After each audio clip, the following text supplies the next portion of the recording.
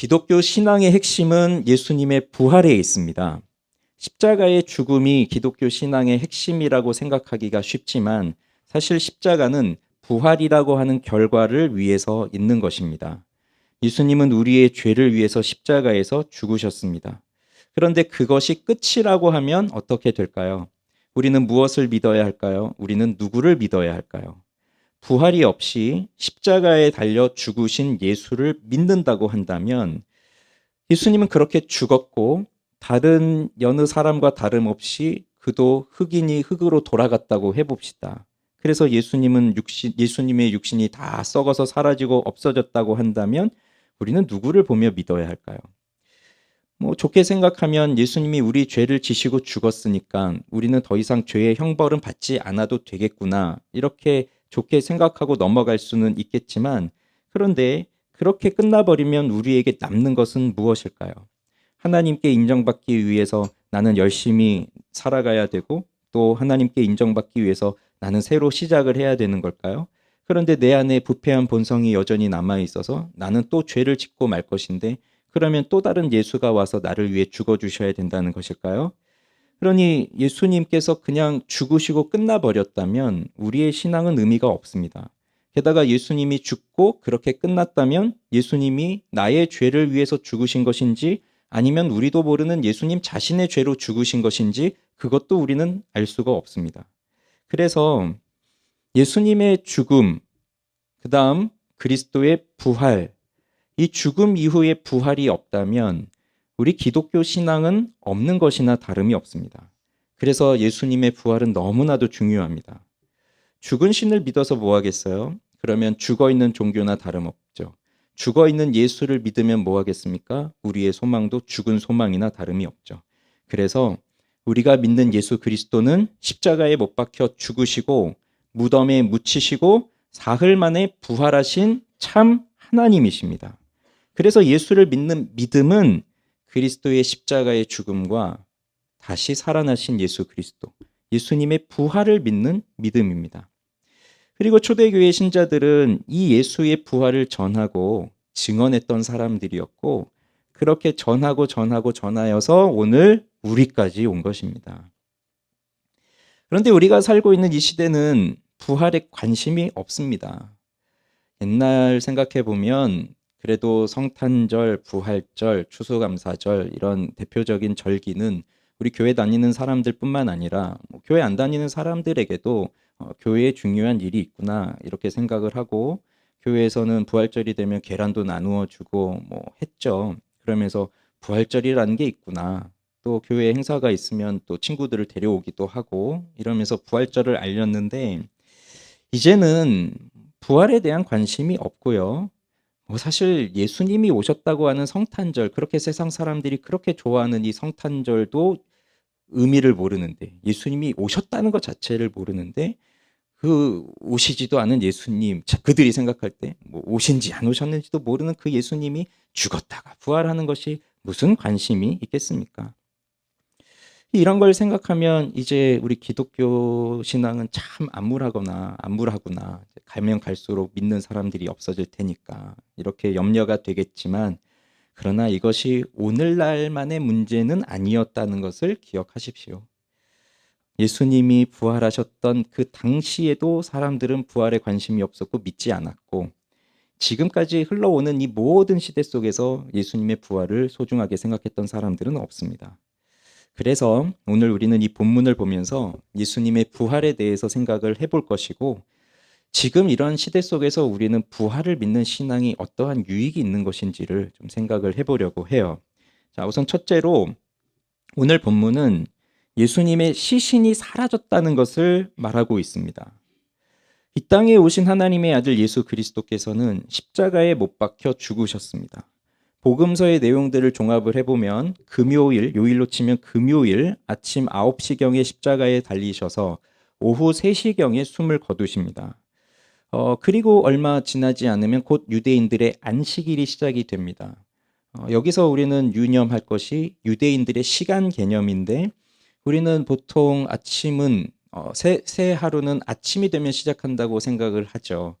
물론 시간상으로 0시가 되면 밤 12시 0시가 되면 날짜는 바뀌지만 그래도 우리는 해가 뜨고 아침이 되면 새날이 밝았구나 하지만 유대인들의 관습은 해가 지면 새날이 시작된다고 보는 겁니다. 그래서 안식일이 요일로 치면 토요일이지만 그 안식일의 시작은 토요일 아침이 아니라 금요일 저녁이에요. 보통 6시, 오후 6시 정도 되면 그래서 새날이 시작됩니다. 안식일이 오후 6시에 시작됩니다. 그러니 예수님이 3시 정도에 숨을 거두셨다면 이제 한 3시간 정도밖에 남지 않은 시간이었죠. 예수님께서 십자가에 6시간 정도 매달려 계셨는데 십자가 아래에서 한 군인이 예수님의 옆구리를 창으로 찔렀어요. 그리고 물과 피가 쏟아져 나왔다고 요한이 그것을 증언하고 있고요. 그 다음 그렇게 예수님이 죽으시고 난 다음에 아리마대 사람 요셉과 니고데모가 예수님의 시신을 빌라도에게서 받은 다음에 요한복음 19장 40절에 의하면 유대인의 장례법대로 그 향품과 함께 세마포로 쌌다고 말하고 그 다음에 아직 장사한 일이 없는 새 무덤에 예수님의 시신을 두었다고 요한은 증언하고 있습니다. 그 짧은 시간, 안식일이 시작되면 아무것도 할 수 없으니까 그 짧은 시간 안에 장례가 치루어진 겁니다. 자, 여기까지 보면 예수님의 죽음은 확실합니다. 그냥 죽어서 시신이 방치된 것이 아니죠. 다른 십자가에 못 박힌 죄수들처럼 그대로 매달린 채 새의 먹이가 되거나 그냥 썩도록 내버려 두거나 아니면 죄수들을 모아둔 구덩이에다가 던져버리거나 그렇게 누워있거나 이런 것이 아니라 예수님은 확실히 죽었고 그것이 물과 피가 쏟아져 나음으로 확인이 되었고 그 다음에 장례 절차에 따라서 무덤에 묻혔다는 것, 이것이 중요한 겁니다. 이것을 강조하는 이유는 당시 사람들 중에도 그리고 후대의 사람들 중에도 예수님의 부활을 믿지 않는 사람들이 너무나 많기 때문입니다. 예수님의 부활을 믿지 않는 사람들이 내세우는 주장 중에 하나가 기절설입니다. 예수님이 십자가의 고통이 너무 크다 보니 기절을 했다. 기절을 한 걸 사람들이 죽은 것으로 오인하고 예수님을 무덤에 묻었다고 하는 거죠. 그런데 3일째, 사흘 만에 기절했다가 깨어났는데 그래서 다시 죽음에서 다시 살아난 것이 아니라 기절했다가 깨어났다고 하는 주장을 해요. 그런데 요한은 물과 피를 다 쏟았다고 하고 있잖아요.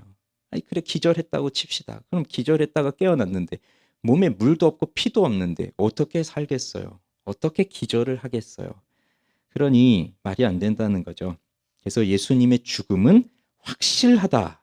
그 다음에 무덤에 묻히셨다.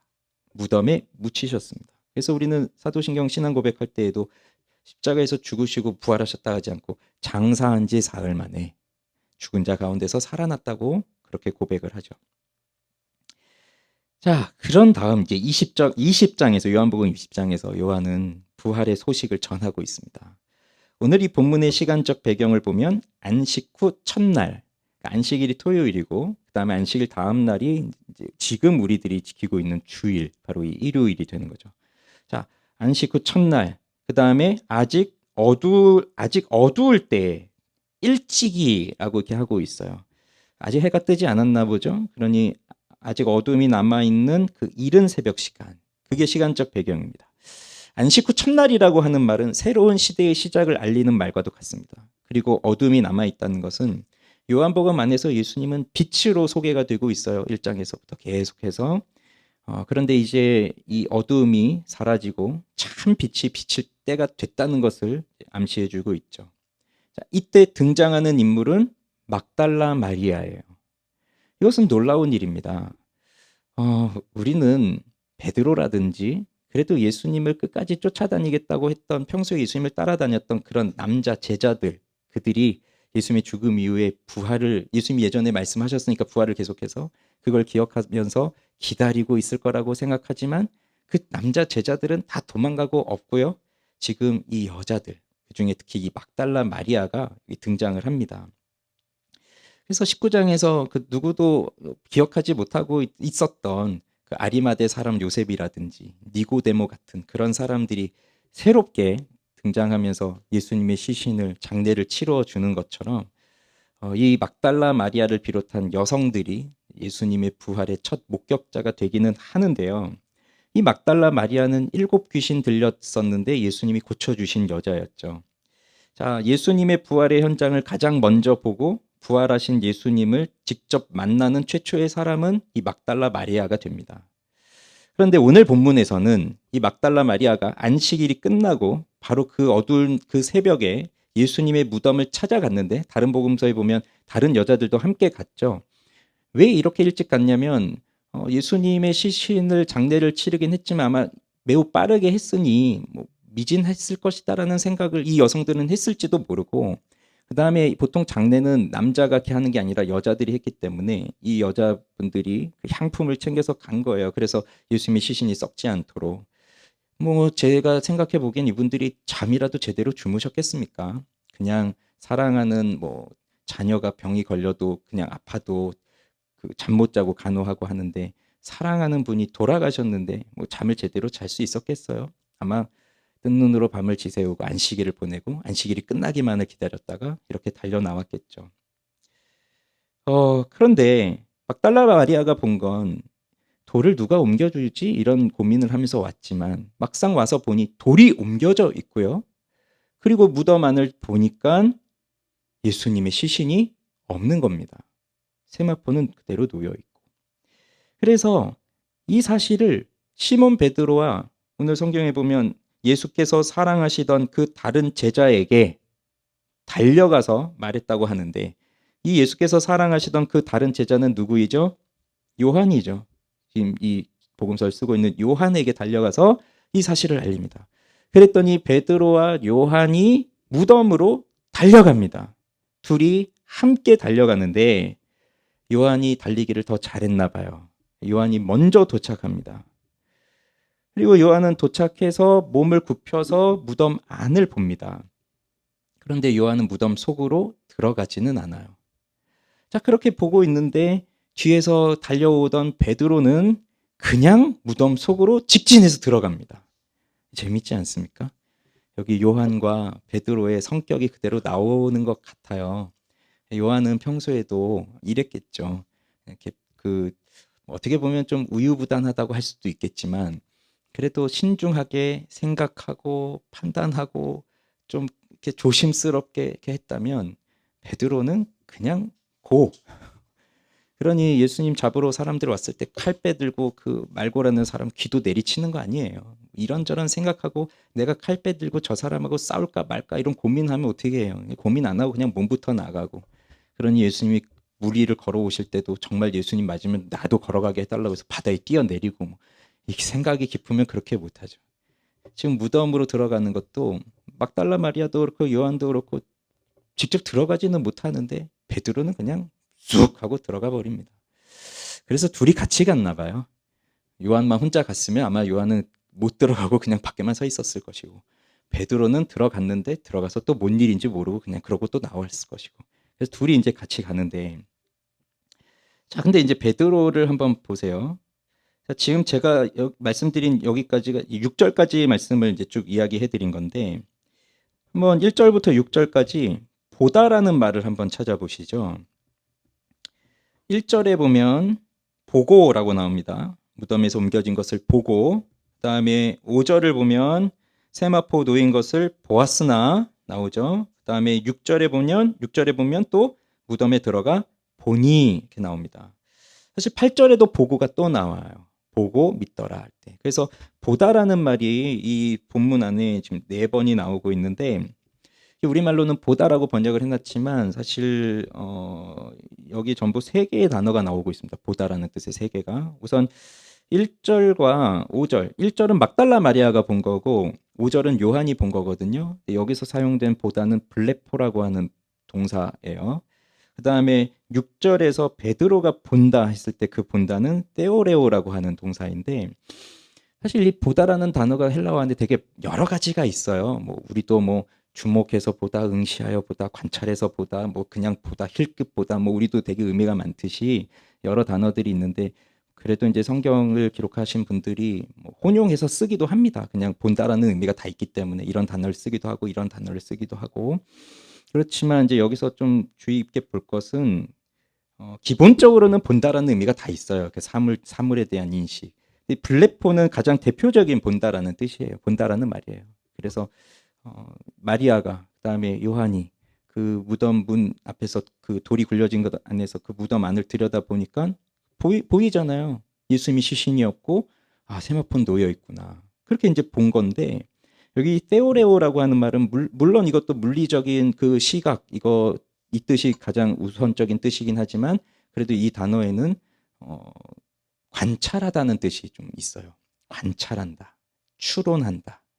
그래서 마치 추리를 하듯이 주의 깊게 보면서 추론을 하는 그럴 때 본다. 그러면 베드로는 무덤 속으로 들어갔죠. 그러면 보는 시야가 달라지는 거죠. 밖에서 보는 거하고 안에 들어가서 보는 거하고 이제 달라지는 거죠. 그래서 무덤 속에 들어가서 보는데 그냥 흘낏 보는 게 아니라 심사숙고하면서 보는 거예요. 왜 시신이 사라졌을까? 왜 세마포는 여기에 이렇게 놓여 있는 것일까? 관찰하면서 추론을 하는 겁니다. 그래서 베드로가 본 걸 정리하면 6절 7절에 이렇게 나와요. 세마포가 놓였고 또 머리를 쌌던 수건은 세마포와 함께 놓이지 않고 딴 곳에 쌌던 대로 놓여 있다. 그러면 한번 베드로의 입장으로 한번 추론을 해볼까요? 우선 첫째는 시신이 없습니다. 이건 사실이죠. 시신이 없으니까. 그럼 무슨 생각을 먼저 할까요? 시신 어디 갔을까? 누가 와서 훔쳐간 것일까? 왜냐하면 이 당시는 이 무덤을 도굴하는 일이 흔히 있던 일이었어요. 그리고 이 유대의 무덤은 저는 그런 생각을 또 해요. 우리나라 문화 같으면 벌써 무덤이 땅 속에다 흙 속에다 묻어버리는 거니까. 그럼 예수님을 흙 속에다 묻어버렸을 때 예수님 부활하시면 이게 참 골치 아프겠다 이런 생각이 드는데 유대는 여기는 이제 굴에다가 시신을 그냥 놓아두는 것이니까 뭐 부활해서도 뭐 그냥 나오실 수 있는 참 다행이구나 이런 생각하는데 무덤을 도구라는 건 거기에 비싼 물건들이 있기 때문이죠. 즉 향품 뭐 이런 거, 향료, 향유, 그다음 그 시신을 싼 세마포 이런 것들이 비싼 것이기 때문에 도둑들이 흔히 무덤에 가서 그거를 훔쳐 나오는 겁니다. 이런 일들이 매우 빈번하게 있었고 그다음에 아리마대 요셉 또 니고데모가 지난 그 금요일날 봤던 것처럼 이들이 부자였잖아요. 짧은 시간에 예수님 장례를 치렀겠지만 그 니고데모가 가져온 그 향품의 수를 봐보세요. 양을 엄청났잖아요. 그럼 도둑이 들어와서 분명히 훔쳐갈 수도 있는 거죠. 그래서 도둑을 맞은 것인가 이제 추론을 하는데 근데 그다음 이제 보이는 게 뭐죠? 그 세마포와 수건 그것이 거기 그대로 있다는 겁니다. 유대인의 장례는 이렇게 향품과 함께 세마포로 그 시신을 싸는데 우리도 뭐 죽으면 이렇게 옷을 입히고 둘둘 묶잖아요. 근데 여기는 이제 옷을 입히는 게 아니라 긴 천으로 이렇게 둘둘 감아서 묶어 놓는 것이고요. 그다음에 아마 여기 머리에 쌌던 수건이라고 하는 건 이런 용도 같아요. 시신의 입이 벌어지지 않도록 여기 턱으로부터 해서 여기 정수리까지 이렇게 나선형으로 이렇게 둘둘 묶어 놓은 것 같아요. 그래서 나사로를 살리실 때 나사로가 그 상태로 나오잖아요. 예수님이 풀어서 돌아다니게 해줘라 이렇게 하니까 그 시신 혼자서 아무리 나사로가 살았지만 혼자서는 끌을 수가 없는 풀을 수가 없는 그렇게 꽁꽁 싸맸다는 거죠. 그래서 저는 어릴 때부터 예수님의 부활 얘기는 많이 들었고 그다음에 이 세마포 이야기는 많이 들었으니까 이 깊이 생각하지 않았고 그냥 예수님이 이렇게 꽁꽁 싸매어서 누워 있다가 부활해서 눈 번쩍 뜨시고 푹 하니까 이제 쫙 벗겨져서 그거 그대로 두고 이제 예수님은 뭐 천사가 옷을 가져왔는지 그건 모르겠고 어쨌든 갈아입었겠죠. 그리고 이제 나가셨고 그럼 여기 세마포는 그렇게 뜯겨져 있는 세마포가 놓여 있을 것이다 이런 생각을 했는데 이 본문을 자세히 보면 그렇지 않다는 것을 알 수가 있어요. 머리와 몸을 감싸고 있는 그 천이 그냥 그대로 있는 겁니다. 그래서 시신을 이렇게 둘러쌌잖아요. 그 상태에서 마치 공기가 돼서 빠져나가듯이 그 몸만 싹 빠져나가고 이건 그대로 있는 거예요. 그리고 쑥 주저앉았겠죠. 그래서 존 스토트는 이 장면을 이렇게 묘사하는데 그들이 본 것은 나비가 벗어버리고 나간 번데기와 같았을 것이다. 이렇게 보는 거예요. 그러니까 뭐 찢어지고 뜯겨지고 풀러지고 그게 아니라 그대로 있는 겁니다. 그대로. 그러면 자, 그 모습을 보았을 때 도둑이 와서 훔쳐간다면 이렇게 훔쳐갈 수 있을까?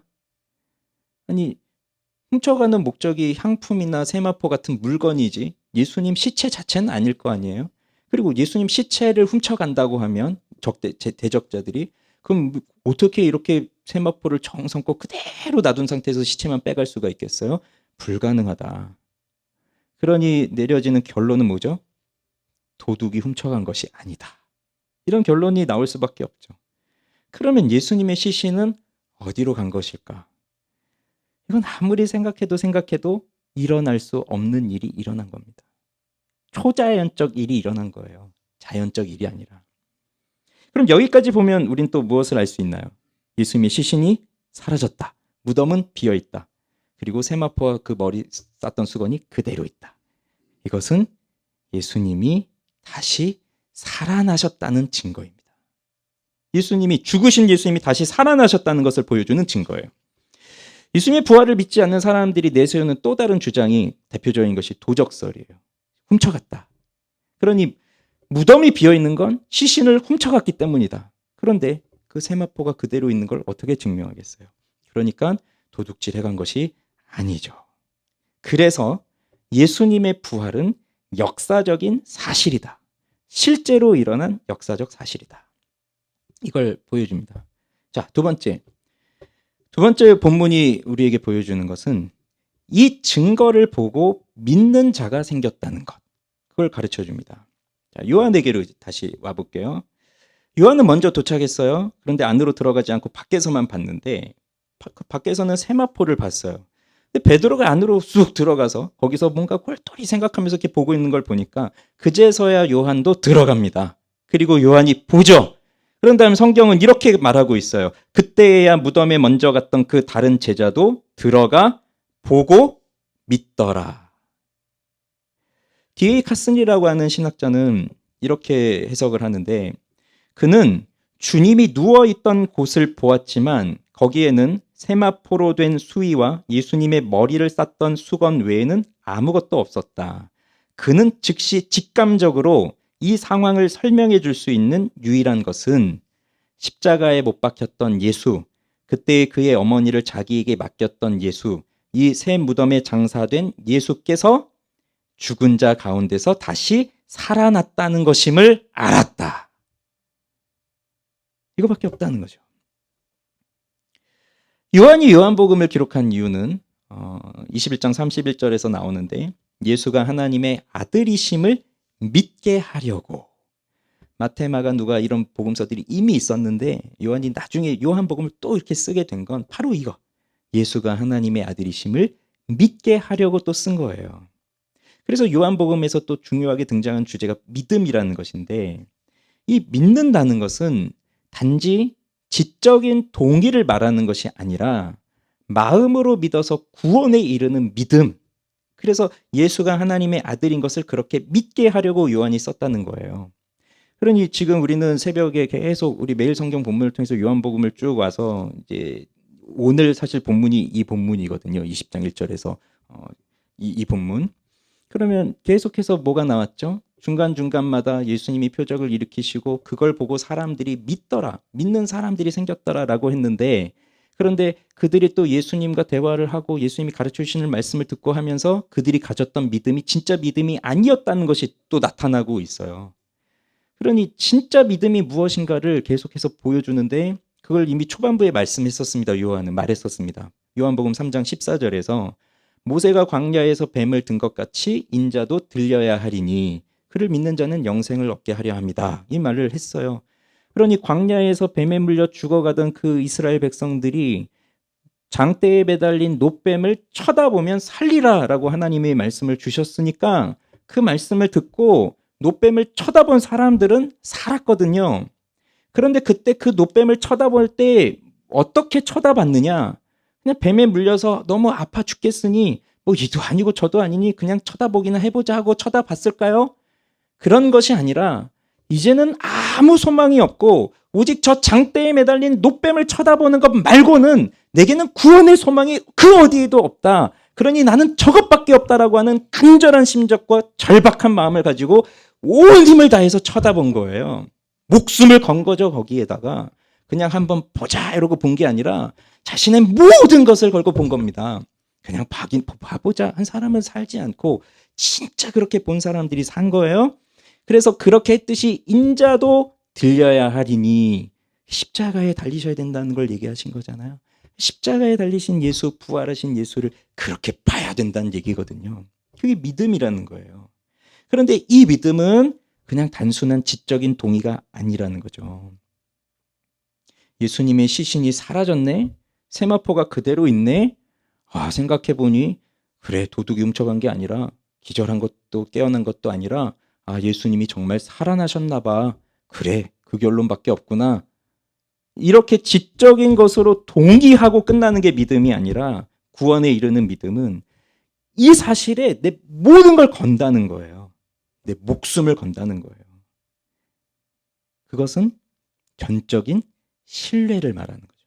전적인 신뢰. 그래서 믿음은 이 지적인 동의를 넘어서서 거기에 내 모든 것을 맡기는 전적인 신뢰가 포함되는 것이 믿음입니다. 그렇다고 해서 지적인 동의를 빼놓을 수는 없어요.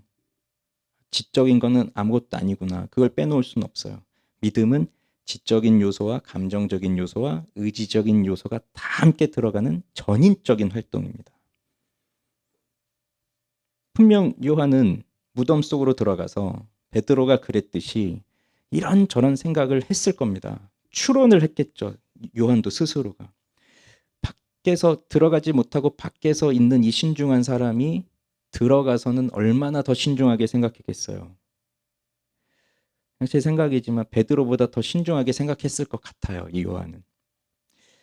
그래서 그렇게 추론하고 생각해 본 결과 그는 이성적인 판단으로 내릴 수 있는 것 그 너머의 것을 보기 시작한 겁니다. 예수님이 부활하셨다는 것을 이성적으로는 사실 생각할 수 없는 일이잖아요. 그런데 그것을 예수님이 다시 살아나셨구나라는 것을 받아들이는 것을 넘어서서 그 사실에 자신의 인생을 건 거예요. 그래서 요한은 예수님의 부활을 최초로 믿은 사람이 되었습니다.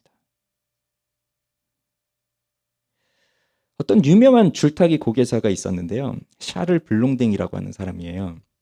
이 사람이 1859년 6월 30일에 나이아가라 협곡을 줄타기로 건넌 프랑스 출신의 줄타기 고개사였는데 이 사람에 대한 이야기가 많이 전해져요.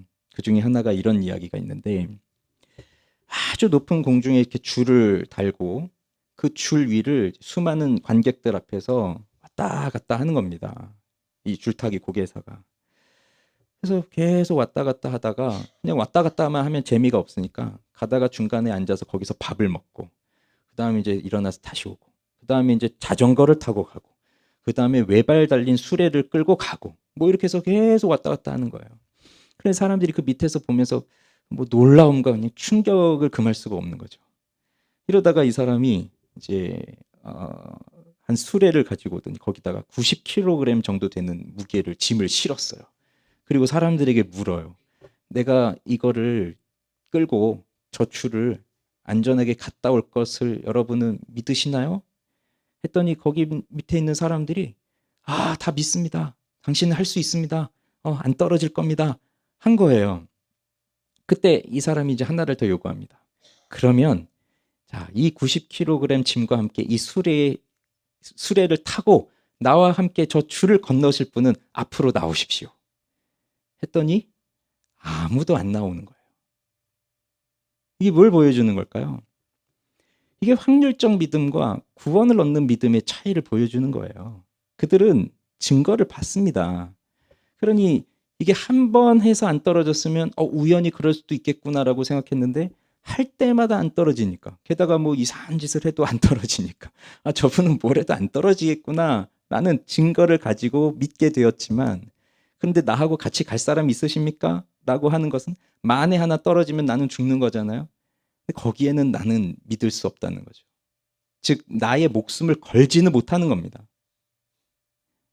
그러니 지적인 동의는 저 사람은 안 떨어질 거야. 그런데 그것을 넘어서서 나의 모든 걸 걸고 전적으로 신뢰한다는 건 그 수레에 나를 태워야죠. 당신은 나를 안 떨어뜨릴 겁니다. 그리고 같이 타고 가야죠. 요한은 증거를 보았어요. 그 증거가 분명 예수님의 부활을 나타내주고 있는 거예요. 빈 무덤, 세마포, 수건 이런 것들이. 그래서 그 증거를 보면서 합리적인 추론을 한 결과 예수님이 다시 살아나셨다라는 결론이 나왔고요. 그리고 부활하신 예수님, 그 예수님이 부활하셨다라는 결론으로 끝난 것이 아니라 거기에 자신의 목숨을 건 겁니다. 이 수레에 타는 것처럼. 정말로 믿게 되었기 때문이에요. 예수님이 살아나셨다는 것을. 근데 여기서 중요한 점이 이겁니다. 자, 여러분 요한이 무엇을 보았다고요? 증거를 보았잖아요. 증거. 그럼 부활하신 예수님은 직접 보았나요? 보지 않았습니다. 이게 중요한 지점입니다. 자, 요한은 부활하신 예수님을 실제로 보지 않고도 진정한 믿음, 구원에 이르는 믿음을 가졌다는 거예요. 그런데 자, 옆에 있는 막달라 마리아, 그다음에 먼저 들어간 베드로, 아직 이 사람들은 믿었다는 표현이 나오지 않아요. 자, 막달라 마리아는 부활의 최초의 증인이 됩니다. 그래서 11절부터 예수님과 막달라 마리아의 만남이 나오거든요. 예수님과의 대화가 나오면서 그리고 막달라 마리아가 이제 예수를 증언하기 시작하는데, 그런데 그때도 이 막달라 마리아는 처음에 예수님을 못 알아봤죠. 그러면서 그 예수님을 나중에 알아보고서야 정말로 부활하셨구나라는 걸 깨닫죠. 그 다음에 다른 제자들 어떻죠? 제자들도 다 두려워서 문 걸어 잠그고, 심지어 유대인들은 예수님이 평소에 부활하실 것을 얘기했으니 저 제자들이 시신을 훔쳐갈지도 모릅니다. 그러니 군병을 갖다가 지키십시오라고 했는데 이 제자들은 그런 거 하나도 생각 못하고, 구절 안 읽었지만 9절에도 보면 이 죽은 자 가운데서 다시 살아나야 하리라 하신 말씀을 아직도 알지 못하였다 이렇게 나오고 있는데, 제자들은 그냥 부활이고 뭐시고 생각도 하나도 못하고 다 들어가 숨어 있는데, 그때 예수님이 나타나시잖아요. 평강이 있을지어다 이러면서 나타나시고, 이 유령인가 뭔가 하면서 나중에 이제 그들이 정말 예수님이 살아나셨구나 깨닫고, 근데 또 하필 그때 도마가 없었어요. 그 얘기를 또 도마한테 하니까 도마는 뭐라 그래요? 유명한 이야기 있잖아요. 나는 보지 않고는 믿지 못하겠다. 나는 예수님의 그 못자국 난 손과 그 창자국 난 옆구리에 내 손을 넣어보지 않고는 믿지 못하겠다라고 얘기했고, 그 예수님이 또 나타나셔가지고 도마야 봐라 하시잖아요. 그리고 도마에게 하시는 말씀이 뭐였죠? 보지 못하고 믿는 자가 복되도다라고 말씀을 하셨습니다. 이런 걸 보면 다른 제자들은 부활하신 예수님을 직접 보고서야 믿었어요. 그러나 요한은 부활하신 예수님을 직접 보지 않고 그 증거만 보고 믿었다는 겁니다. 그래서 보지 않고 믿는 자가 복되도다라고 하는 이 예수님의 말씀이 우리에게 실제적으로, 지금 우리에게 실제적으로 적용이 되는 것이고, 그 첫 번째 사례가 요한이 되는 거예요. 왜 그런지를 보겠습니다. 부활은 역사적 사실입니다. 그러면 이 부활에 대해서 알리려면 무엇이 필요하겠어요? 지금이야 뭐 영상도 찍고 뭐 사진도 찍고 뭐 하겠지만, 근데 뭐 그것도 믿을 수 없죠. 워낙에 조작이 많으니까 이제는. 그런데 이때는 그 부활하신 예수님을 만난 증인들이 필요한 거죠. 그래서 그 증인들이 전해주는 증언을 통해서 부활의 소식이 전해지는 거예요. 그래서 예수님은 처음에 자신의 부활을 알리시기 위해서 제자들에게 나타나십니다. 그 제자들에게 보여주세요. 그러면 제자들이 그 부활하신 예수님을 직접 보고 믿기 시작하죠. 그럼 한번 생각해 보실래요? 내가 예수라면, 내가 부활했어요. 그럼 여러분, 짠 부활하고 누구부터 한번 찾아가 보고 싶어요? 저 같으면 그 대제사장 안나스, 가야바 이런 사람들한테 좀 찾아가고 싶어요. 먼저 쫙 나타나서 봐라. 내가 다시 살아났느니라. 그 다음에 이제 빌라도, 네가 유대인의 왕이냐? 뭐 이랬는데 쫙 나타나서 봐라. 내 나라는 이 세상에 속한 것이 아니라고 했지. 무릎을 꿇어라. 이럴 것 같고, 그 다음에 뭐 눈 가리고 주먹으로 때리고 누가 때렸는지 맞춰봐 이랬던 그 로마 군인들 찾아가서 너 나 때렸지 이리고 그다음 창으로 찌른 그 군인, 너 나한테 창으로 찔렀어. 이럴 것 같은데 예수님은 그런 사람들한테 나타나지 않으셨어요. 나타나지 않으셨어요. 그런 사람들 찾아가지 않으셨어요. 제자들에게 갔죠, 예수님은. 제자들에게. 그러면 또 이런 생각할 수 있잖아요. 그러면 제자들에게 나타나셨으면 그러면 제자들하고 계속 같이 계시면 좋잖아요. 그 죽으시기 전에 사역하실 때처럼 제자들하고 그냥 계속 같이 생활하고 먹고 자고 하면서 또 전도 여행 다니고, 그럼 직접 부활한 것을 드러내면서 전도 여행 다니고, 그러면 얼마나 좋겠어요. 많은 사람들이 더 믿고 제자들도 더 확실하게 믿고. 그런데 예수님은 나타나셨다가 또 갑자기 사라졌다가 또 갑자기 나타나셨다가 또 사라지셨다가 이렇게 하다가 40일 후에는 승천하셨어요. 하늘로 올라가셨어요. 더 이상 여기에 남지 않으셨어요. 왜 그러셨을까요? 예수님이 이렇게 가끔씩 나타나다가 사라지다가 나타나다 사라지다가 하늘로 올라가셨다는 것은 이제 더 이상 이 땅에서 부활하신 예수님을 직접 볼 수 있는 방법은 있다는 겁니까? 없다는 겁니까? 없다는 겁니다. 부활하신 예수님이 직접 올라가셨는데 못 본다는 거죠.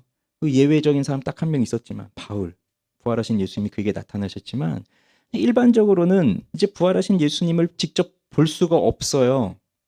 근데 예수님이 왜 그러셨을까요? 그러니까 예수님은 여기 계속 계실 필요가 없으시기 때문이에요. 그러면 부활하신 예수님을 어떻게 이것이 증거되고 어떻게 사람들이 믿느냐? 이것은 바로 그 부활하신 예수님을 만났던 사람들이 전해주는 증언을 통해서입니다. 그럼 그 증언은 무엇으로 전해지는 거죠? 말씀 선포예요. 말씀 선포. 이것이 예수님의 부활을 전하는 방법입니다. 그래서 보지 않고 믿는 자가 복되다고 했는데, 보지 않고 믿는 자는 결국 무엇을 통해서 믿는 자예요? 말씀을 듣고 믿는 자예요. 보지 않고 말씀을 듣고 믿는 자가 복되다는 것이죠. 부활하신 예수님이 빌라도를 비롯해서 대제사장들을 비롯해서 저 바리새인들을 비롯해서 그들한테 나타났다고 해보십시오. 그러면 그들이 예수님을 알아봤을까요?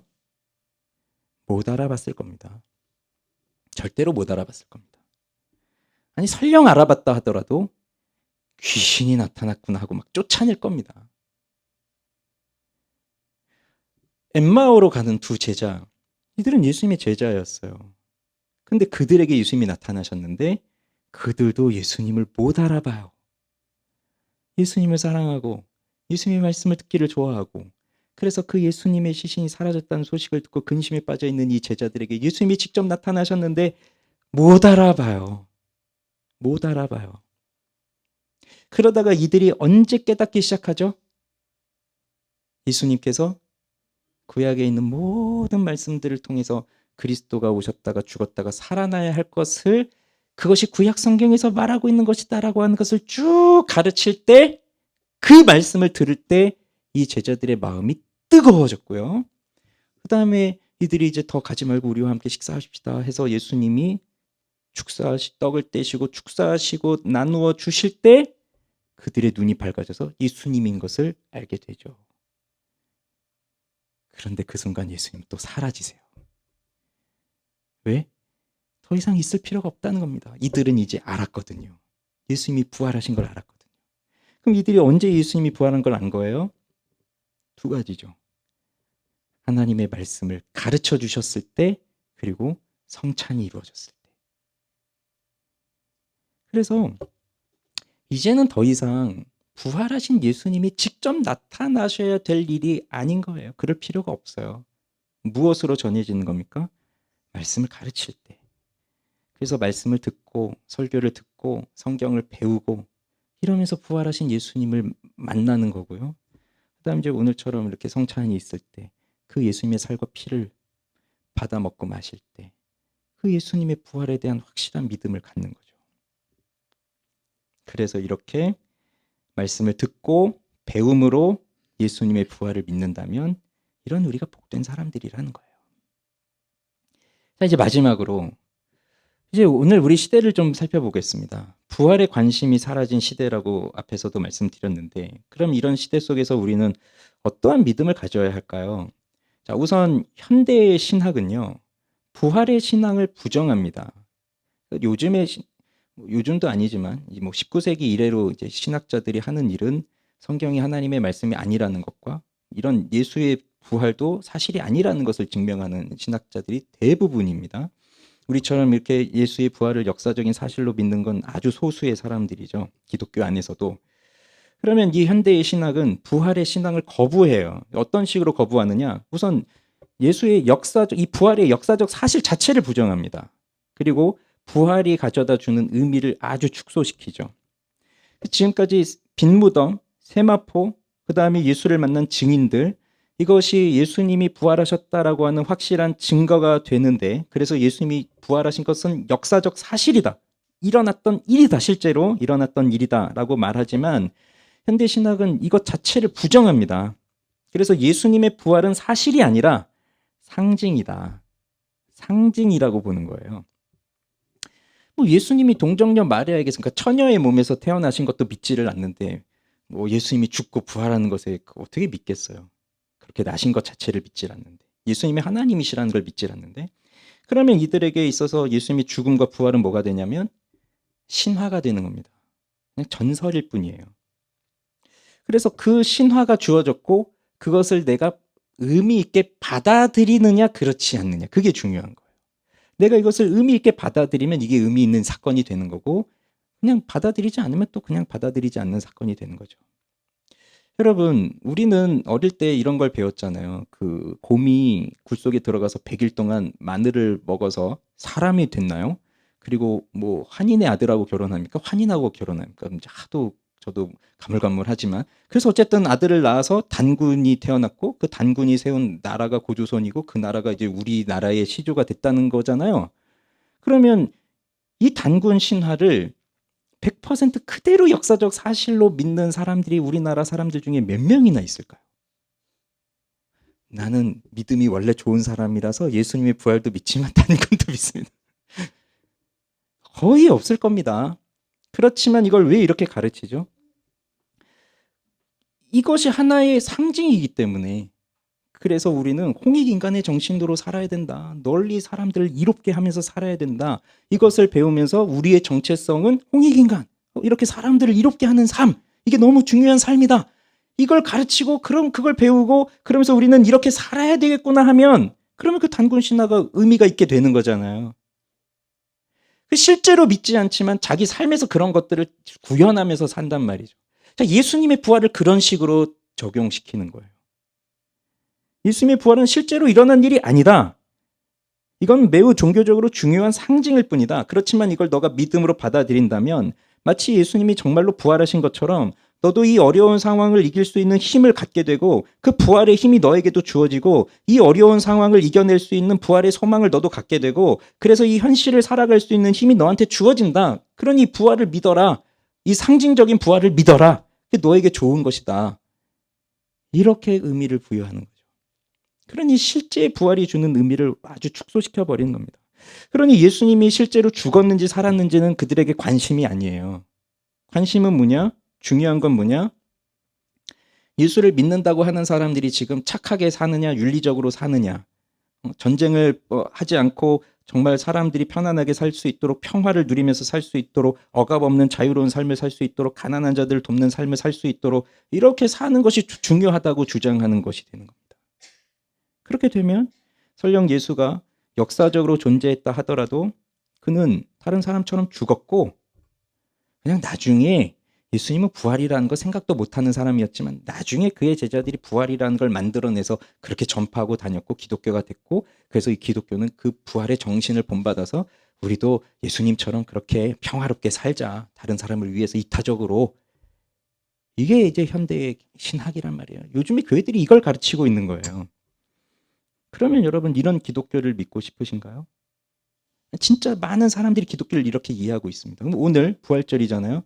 그럼 오늘 부활절이 되면 항상 메시지가 나오죠. 뭐 종교인, 정치인, 뭐 다들 메시지가 나옵니다. 저는 회심하지 않은 사람들은 이런 메시지를 안 내놨으면 좋겠는데, 그럼 한번 봐보세요. 종교인이나 정치인 아마 다 내용은 똑같을걸요? 좋은 말들을 많이 할 겁니다. 우리도 예수님처럼 가난한 자들을 도웁시다. 뭐 지금 또 전쟁하고 있잖아요. 전쟁을 끝냅시다. 평화를 이룹시다. 그렇게 우리 부활을 맞이합시다. 지금의 이 어려운 일을 예수님을 생각하면서 부활을 맞이합시다. 뭐 이런 메시지를 이제 오늘도 쭉 낼 거예요. 그 어디에도 우리의 죄와 하나님의 심판과 십자가는 없습니다. 그냥 좋은 얘기를 할 뿐이에요. 십자가의 죽음 없이 부활은 없습니다. 아니 죽지 않은데 어떻게 부활을 합니까? 이게 현대의 사상이에요. 교회에서 이렇게 가르쳐요. 그럼 그렇게 가르치는 사람들은 부활도 여러 가지 의미로 둡니다. 당신 정말 부활을 믿으세요? 어떤 의미로서의 부활을 말하는 거죠? 이렇게 이제 질문을 하는 거예요. 어떤 의미로서의 부활을 말하는 겁니까? 그럼 우리가 생각하는 부활이 아니에요. 그렇게 말하죠. 그럼 여기에 듣고 있는 사람들은 아, 예수님 부활하셨구나. 아멘. 하지만 그걸 말하는 사람은 당신들은 잘 몰라. 이 깊은 의미를. 그러면 이런 것 속에서 살고 있는 우리들, 현대 문화에서 이렇게 살아가고 있는데 부활은 사실 우리 관심 밖에 있어요. 관심 밖이에요. 오늘날의 사람들은 먼 훗날에 있을 죽음이 가까이 있을지 먼 훗날에 있을지 모르지만 사실 모든 사람들은 다 나중 일이라 생각하니까 생각 안 하고 살고 부활은 또 죽음보다도 더 나중 일이라 생각하니까 더더욱 관심이 없죠. 요즘 사람들은 어디에 관심이 있냐면 오로지 지금 내 앞에 놓인 문제들, 내 앞에 당면한 문제들, 지금 여기에만 관심이 있어요.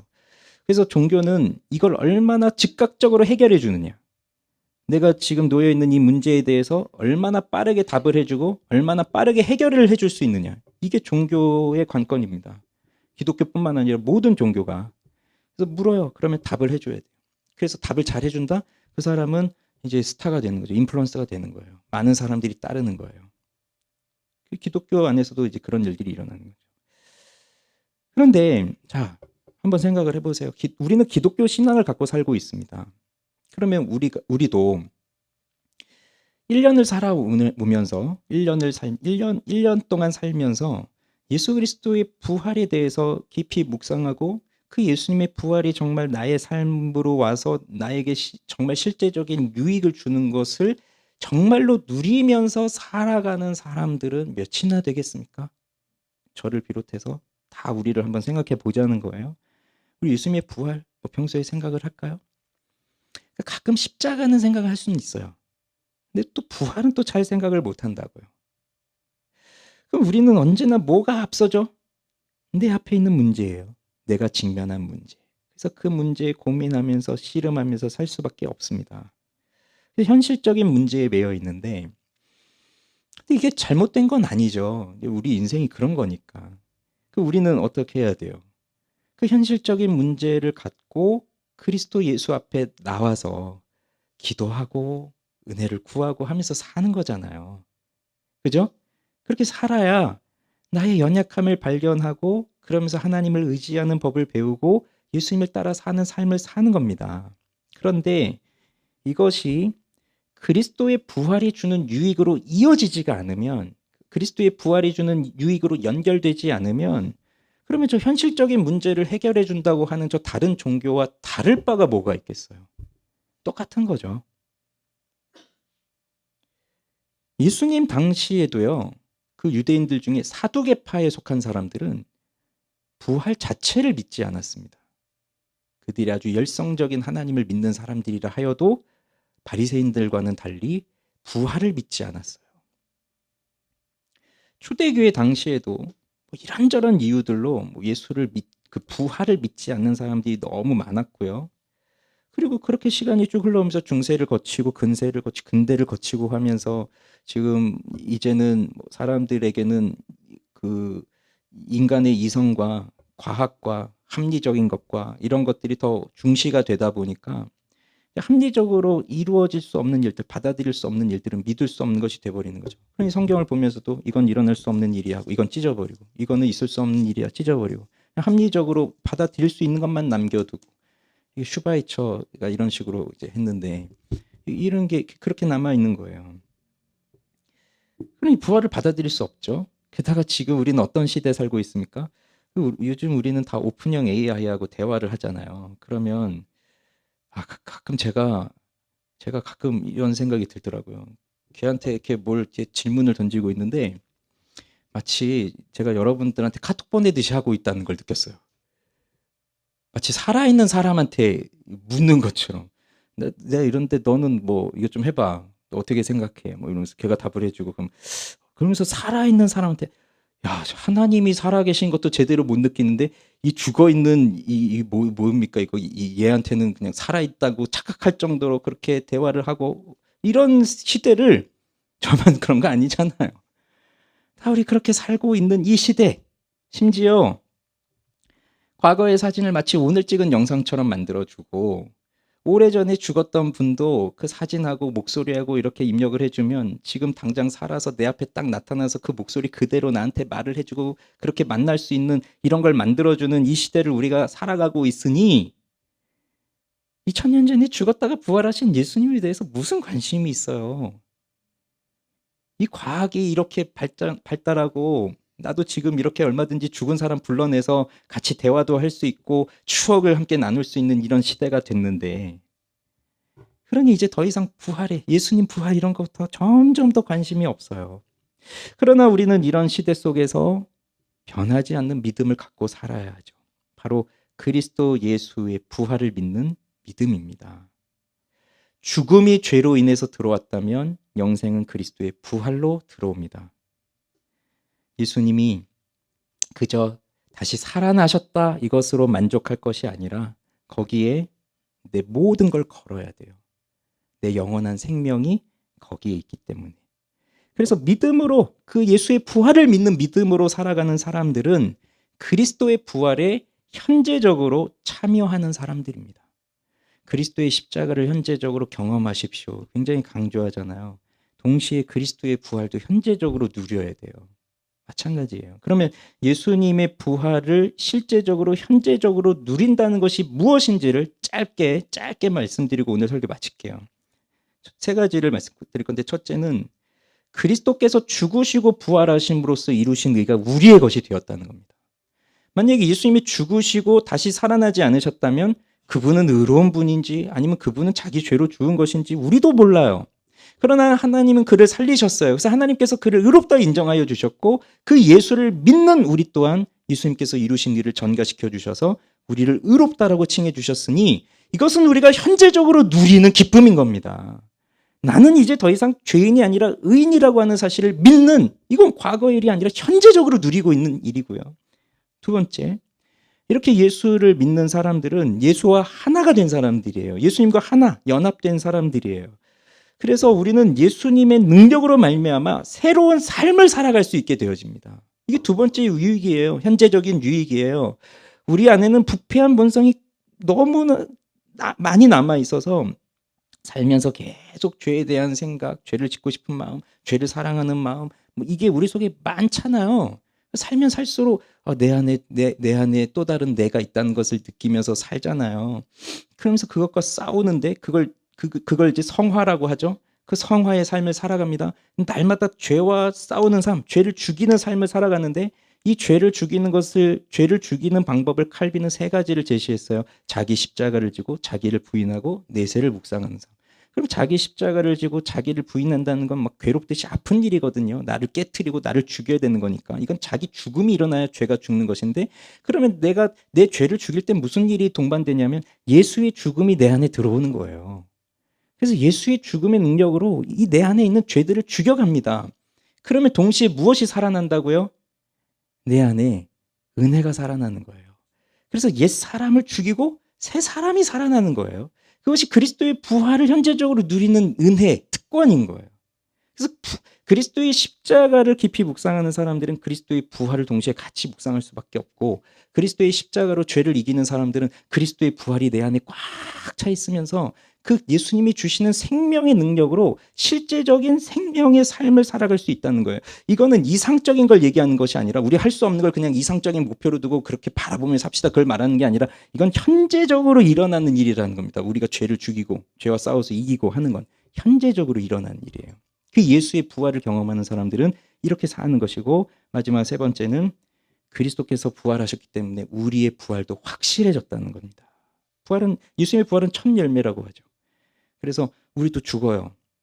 죽지만 우리 몸이 다시 살아요. 그걸 어떻게 믿느냐? 예수님이 부활하셨기 때문에. 성령이 보증을 하세요. 확실하게. 이걸 믿고 사는 것이 그리스도의 부활을 현재적으로 누리며 사는 삶이라는 거예요.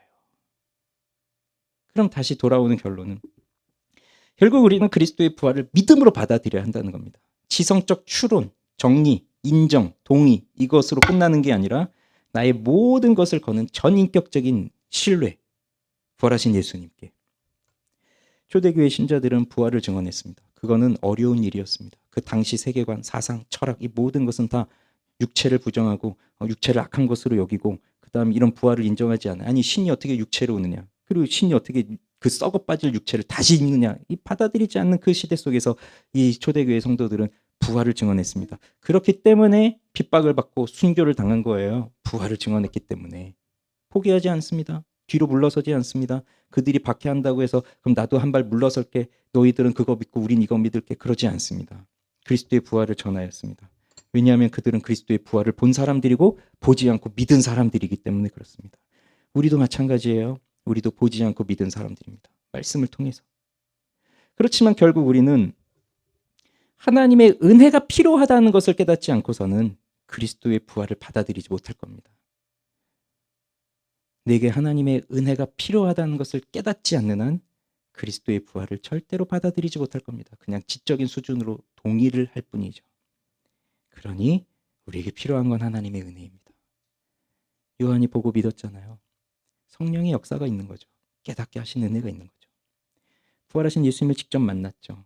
그들에게 성령이 임하였죠. 그러니 깨닫게 하신 겁니다. 우리에게 그 은혜가 있어야 하는 것이고 그 은혜 가운데 살 때 우리는 그리스도의 부활이 주는 실제적인 유익을 누리면서 살 것입니다. 예수님은 우리를 이 어두운 인생 가운데 그냥 내버려 두지 않으시기 위해서 이 땅에 오셨고 친히 흑암에 둘리셨어요. 그리고 십자가에서 죽으시고 무덤에 묻히셨습니다. 그 어둡고 캄캄한 무덤에 묻히셨지만 이분은 그 어두움 속에 갇혀 계신 것이 아니라 이 어두움, 우리 인간들이 가장 두려워하는 어두움, 이 죽음을 죽이셨습니다.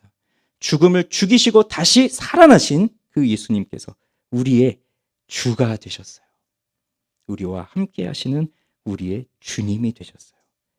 그렇게 우리에게 영원한 생명이 주어진 겁니다. 이 영원한 생명은 그저 죽지 않고 영원히 산다는 것만을 뜻하는 것은 아닙니다. 이것은 삼위 하나님과의 친밀한 교제를 누리면서 하나님이 주시는 하늘의 자원과 이 땅의 자원을 공급받으면서 하나님과 친밀한 관계 속에서 산다는 것을 뜻하는 것입니다. 그래서 영생을 죽어서 누리는 게 아니라 지금 누리는 겁니다. 이것이 그리스도의 부활로 우리에게 나타난 일입니다. 죽음을 이기고 다시 살아나신 그리스도께로 나오십시오. 기도합시다.